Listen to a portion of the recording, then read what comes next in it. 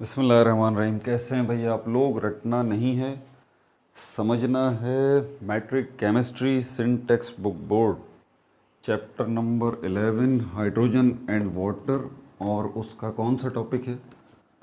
उसका टॉपिक है types of hardness in water. Copy pencil ले लीजिए, लेक्चर को नोट करना है और मुस्कुराते भी रहना। ये थोड़ी सी बड़ी वीडियो है, लेकिन इसमें डिटेल्स जो हैं वो बहुत ज़्यादा जो हैं वो अहम है, इसलिए आपको लेक्चर नोट करना बहुत ज़रूरी है। अब यहाँ पर हमारे पास जो है वो क्या है, सॉफ्ट वाटर को देख लेते हैं पहले। सॉफ्ट वाटर, सॉफ्ट वाटर किसको कहते हैं हम? सॉफ्ट वाटर वो होता है जो कि नॉर्मल पानी हम घरों में इस्तेमाल करते हैं, ये सॉफ्ट वाटर होता है। इसमें क्या क्या चीज़ें होती हैं सुन लीजिए। एक तो वाटर खुद होता है, दूसरा इम्प्योरिटीज़ होती हैं। जी, इसमें भी इम्प्योरिटीज़ होती हैं। इम्प्योरिटीज़ क्या होती हैं ज़रा इसको भी समझ लीजिए। इम्प्योरिटी वर्ड बना है इम्प्योर से, इम्प्योर वर्ड बना है प्योर से। प्योर का मतलब है खालिस, इम्प्योर का मतलब है ना खालिस, जो कि चीज़ खालिस ना हो। इसी से वर्ड बना है इम्प्योरिटी, वो चीज़ें जो कि किसी चीज़ को खालिस ना होने दें, किसी चीज़ को खालिस ना होने दें, प्योर ना होने दें, उसको ख़राब करें, उसकी प्योरिटी को ख़राब करें, वो चीज़ें इम्प्योरिटीज़ कहलाती हैं। तो पानी के अंदर ऐसी चीज़ें मौजूद हैं जो कि पानी को प्योर या खालिस नहीं होने दे रही, वो चीज़ें इम्प्योरिटीज़ कहलाती हैं। तो सॉफ्ट वाटर के अंदर भी होती हैं, ठीक है, लेकिन less in quantity, less in quantity, less in quantity, कम मिकदार में होती हैं। अब वो क्या होती हैं इम्प्योरिटीज़, उनको तो अभी देखेंगे। कम मिकदार में होती हैं, ठीक है, और इसके कम मिकदार में होने की वजह से ये वाटर सॉफ्ट वाटर कहलाता है। अच्छा, ये इम्प्योरिटीज़ हैं क्या? अब ये अभी सुन लीजिए फिर समझाऊंगा। ये है कैल्शियम आइंस और मैग्नीशियम आइंस। दो आइंस सुन लीजिए, Mg+2 Ca+2। कैल्शियम आइंस और मैग्नीशियम आइंस की मौजूदगी टू द पॉइंट अगर मौजूद है पानी के अंदर और कम मिकदार में है तो ये सॉफ्ट वाटर कहलाएगा। और हमें कैसे पता लगेगा? बड़ा आसान सा, घरों में हम जो सोप से क्या करते हैं, हैंड्स वॉश करते हैं अपने सोप से।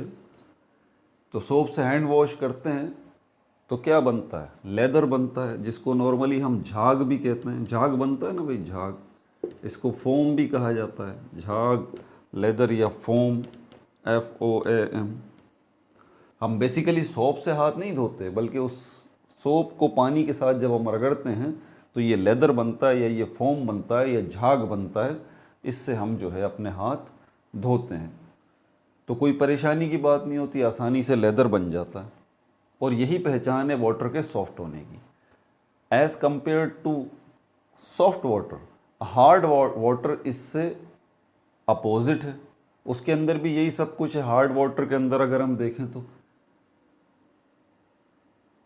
हार्ड वाटर में भी यही सब कुछ है, लेकिन फ़र्क किस चीज़ का आ जाता है? इम्प्योरिटीज़ का आ जाता है। सॉफ्ट वाटर में लेस इन क्वांटिटी है, हार्ड वाटर में मोर इन क्वांटिटी है, मोर, बहुत ज़्यादा है। और ये इम्प्योरिटीज़ क्या हैं? ये कैल्शियम और मैग्नीशियम आयंस हैं उस पानी के अंदर जो कि हमारे घरों में है या किसी भी जगह पे इस्तेमाल हो रहा है, ठीक है। ये सॉफ्ट वाटर हो गया, हार्ड वाटर हो गया।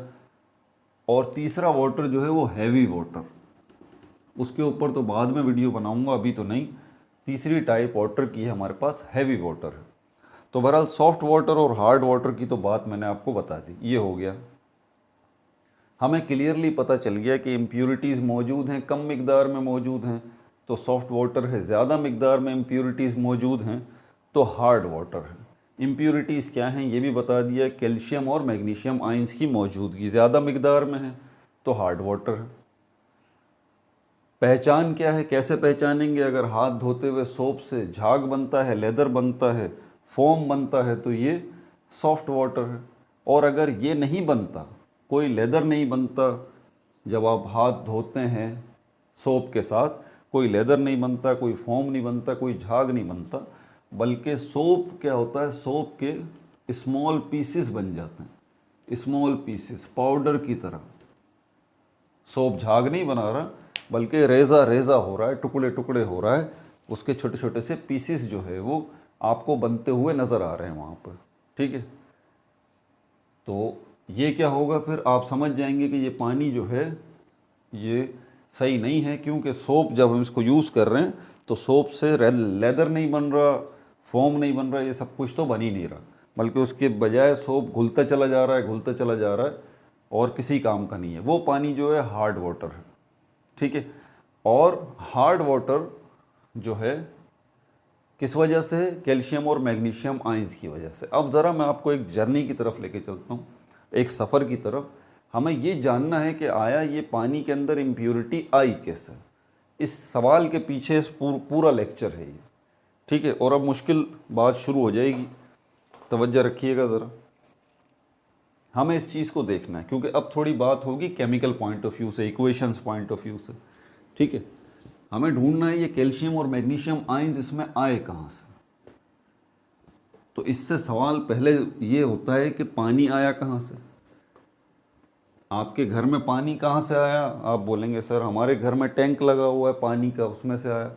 टैंक में कहाँ से आया, आप बोलेंगे लाइन में से आया, हमने मोटर चलाई थी, लाइन जो चल रही है उसमें से आया। लाइन में कहाँ से आया भाई, लाइन जहाँ से जा रही है, लाइन जाके कनेक्ट हो रही है किससे, रिवर के साथ। रिवर पे एक स्टेशन मौजूद है, पंपिंग स्टेशन, पंपिंग स्टेशन जो पंप कर रहा है दरिया के पानी को, लाइन में डाल रहा है, और ये लाइनों से हमारे घरों में डिस्ट्रीब्यूट हो रहा है पानी, और इस तरह हम टैंक अपनी मोटर चला के पानी जो है वो भर लेते हैं। ठीक है, रिवर में कहाँ से पानी आया, अब ये अगला सवाल। आप बोलेंगे रिवर में पानी आया माउंटेन्स से, पहाड़ों से। पहाड़ों पे पानी कहाँ से आया, पहाड़ों पे पानी नहीं आया, पहाड़ों पे स्नो हुई, यानी कि बर्फ़बारी हुई। बर्फ़बारी कैसे हो गई, ओशन का जो पानी था वो वेपराइज हुआ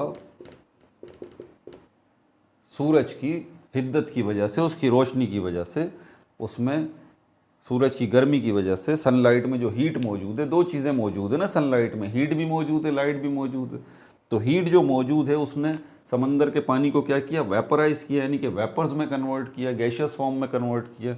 यही वेपर्स जो है ऊपर आसमान की तरफ गए, और यही वेपर्स ऊपर आसमान पर ठंडक होती है तो वहाँ पर कंडेंसेशन का प्रोसेस हुआ, यही वेपर्स जो है वो रेन में कन्वर्ट हो गए, ड्रॉप वाटर में, लिक्विड वाटर में कन्वर्ट हो गए, लिक्विड वाटर में कन्वर्ट हो गए। और लेकिन लिक्विड वाटर में कन्वर्ट होने के बाद ये बारिश की शक्ल में, रेन की शक्ल में ज़मीन पर, रेन की शक्ल में ज़मीन पर बरसे नहीं।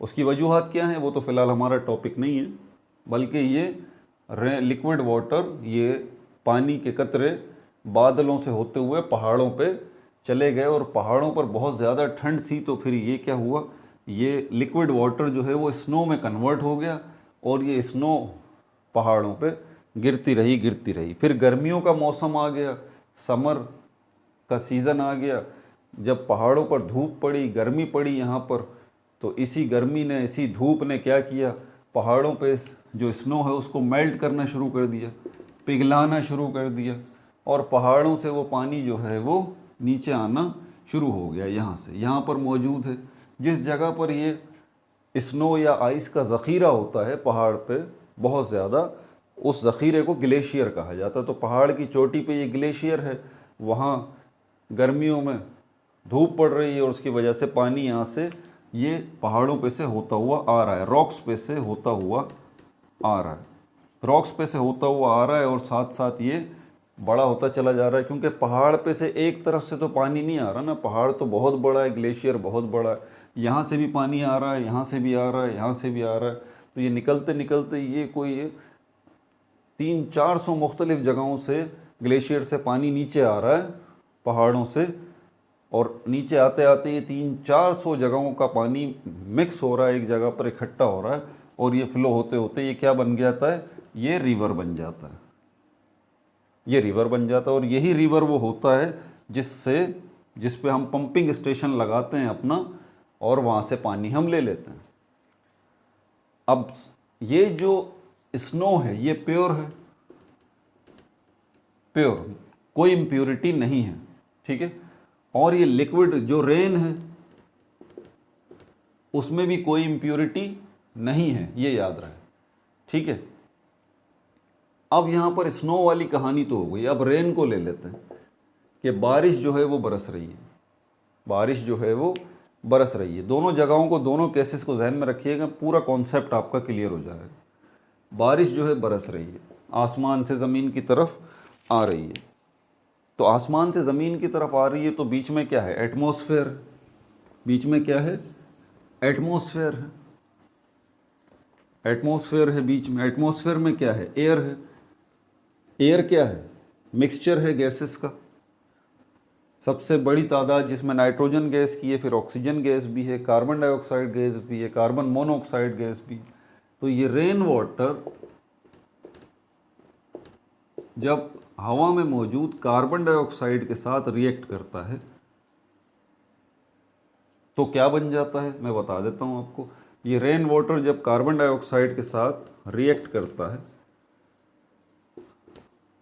तो उसके नतीजे में क्या बनता है? ये हाइड्रोजन, ऑक्सीजन, कार्बन, ऑक्सीजन, क्या नज़र आ रहा है आपको? ये नज़र आ रहा है क्या बन जाएगा हमारे पास? Calcium carbonate. बल्कि एक और चीज़ भी तो है जिसको हम क्या कहते हैं, वो कैल्शियम कार्बोनेट है या सोडियम कार्बोनेट। एक चीज़ अभी और भी है, ये रेन वाटर जब आ रहा है बीच में कार्बन डाइऑक्साइड मौजूद है, और यही बारिश का पानी रॉक्स के ऊपर जब गिर रहा है, रॉक्स के ऊपर जब ये गिर रहा है, रॉक्स में कुछ मिनरल्स मौजूद हैं, मिनरल्स रॉक्स में मौजूद हैं। ध्यान लगाइएगा, कार्बन डाइऑक्साइड एयर में मौजूद है, रॉक्स में मिनरल्स मौजूद हैं। मिनरल्स कौन से मौजूद हैं मैं आपको बता देता हूँ। मैग्नीशियम बाइकार्बोनेट और कैल्शियम बाइकार्बोनेट। समझ आ रही है बात आपको? MgHCO3 और CaHCO3, इनको मैग्नीशियम हाइड्रोजन कार्बोनेट भी कहते हैं, कैल्शियम हाइड्रोजन कार्बोनेट भी कहते हैं, ये मौजूद हैं। जब रेन वाटर इन रॉक्स से होता हुआ आ रहा है तो ये भी क्या हो रहे हैं? शामिल हो रहे हैं। किसके अंदर? इस रेन वाटर के अंदर। और ये रेन वाटर जब हवा से गुजरता हुआ ज़मीन पर आ रहा है रॉक्स पे, तो इसी रेन वाटर में ये कार्बन डाइऑक्साइड भी शामिल हो रही है। समझ आ गई बात? तो आप समझ जाइए कि ये जो रेन वाटर है ये मिक्सचर बन चुका है। किस चीज़ का? इसमें कार्बन डाइऑक्साइड गैस भी आ गई है, और इसमें जो है वाटर खुद तो मौजूद ही है, और रॉक से फिसलता हुआ आया तो ये जो है वो रॉक सॉल्ट्स कहलाते हैं, ये भी उस पानी में शामिल हो गए, और यही पानी जो है वो आगे आ रहा है। पानी की क्वालिटी क्या है? बेस्ट आयनाइज़र है, बेस्ट आयनाइज़र है, बेस्ट आयनाइज़र है। मतलब पानी जो है वो तोड़ देता है। इसके अंदर कोई चीज़ डालेंगे, जैसे कि सोडियम क्लोराइड को अगर पानी में डालें तो क्या होता है? सोडियम आयन और क्लोराइड आयन, आयन्स में तोड़ देता है इनको, ठीक है। पानी की ये क्वालिटी है, बेस्ट आयनाइज़र है। तो ये मैग्नीशियम बाइकार्बोनेट और कैल्शियम बाइकार्बोनेट ये रॉक पर जब तक पड़े हुए थे तब तक तो कोई मसला नहीं था, लेकिन जब रेन वाटर रॉक्स में से गुजरता हुआ आया तो ये इसमें शामिल हो गए। जैसे ही ये पानी में शामिल हुए तो पानी ने इनको क्या किया? इनको आयनाइज कर दिया, इनको तोड़ दिया। तो इनकी अब जो पोजीशन बनी वो कुछ इस तरह से बनी, magnesium ion plus carbonate ion. समझ आ रही है बात? और इसी तरह ये जो दूसरी चीज़ मौजूद है कैल्शियम बाइकार्बोनेट या कैल्शियम हाइड्रोजन कार्बोनेट, इसकी शक्ल भी कुछ यूँ बन गई। तो ये मैग्नीशियम आयन कहलाया, ये बाइकार्बोनेट आयन कहलाया, और ये कैल्शियम आयन कहलाया, और ये बाइकार्बोनेट आयन कहलाया। ये अब इस शक्ल में पानी में मौजूद हैं। आपको याद आया इम्प्योरिटी का मैंने क्या बताया था कि इम्प्योरिटीज़ किस शक्ल में मौजूद हैं? इस शक्ल में, मैग्नीशियम और कैल्शियम आयन्स में। वीडियो बैक करें और दोबारा से मेरी बात सुने, आपको याद आ जाएगा।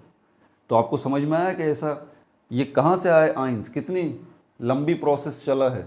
रेन वाटर जो है वो कहाँ कहाँ से चला है, बारिश की सूरत में भी ग्लेशियर्स से वो रेन वाटर पिघल के जो है, पहले स्नो था फिर पिघल के नीचे आया, पहाड़ों से होता हुआ ऊपर से भी पानी बरसा है, वहाँ से भी आया है, ऊपर से आया तो कार्बन डाइऑक्साइड मिक्स हो गई, आगे से आया तो इसके अंदर जो है वो ये दो मिनरल्स रॉक्स से जो है वो शामिल हो गए, मैग्नीशियम बाइकार्बोनेट और कैल्शियम बाइकार्बोनेट, और फाइनली इसके अंदर ये चीज़ मौजूद है, आ चुकी है। समझ में आ रही है बात आपको? अब चलते हैं आगे, अब और क्या है, इसको मिटा दूं? ये तो आपको सारी दास्तान जो है वो पता लग ही गई कि अब ये कैसे पहुंचा। अब इनकी मिकदार पर डिपेंड करता है, कम मिकदार है या ज़्यादा मिकदार है कैल्शियम और मैग्नीशियम आयंस की।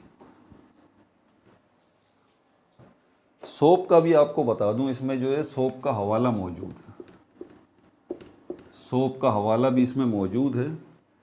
सोप जो बनता है ना, ये भी यकीनन मॉलिक्यूल्स से मिलके बनता होगा।